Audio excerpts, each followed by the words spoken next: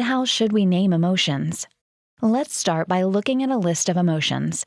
First, notice the emotions at the top in the too broad, don't use category.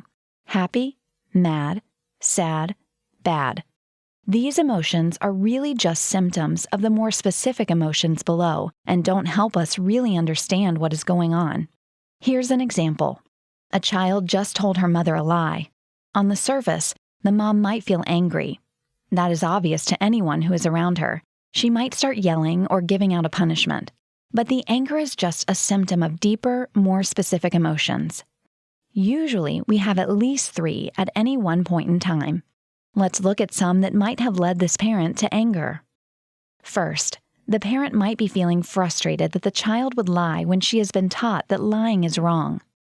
Second, the parent might be feeling worried that this may be an indication that she isn't a good enough mom. So the specific emotions of frustration and worry came out as the surface emotion of anger. Let's look at another situation. In this case, a teen failed his driver's license test. On the surface, he just seems sad. But what specific underlying feelings might the teen have? He might feel overwhelmed with all the errors the driving instructor pointed out.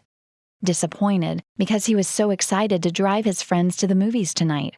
Nervous that he might fail again next time and how hard that would be to admit that to his friends. So the specific emotions of being overwhelmed, disappointed, and nervous were expressed as a surface emotion of sadness. This works when we name our own emotions and when we name it for others. By helping and encouraging others to name their emotions too, we can use our logical brain to help their logical brain calm down the other parts. Naming emotions for others is the #1 way to build a deep bond with our loved ones, which is one reason why we really need to learn this skill.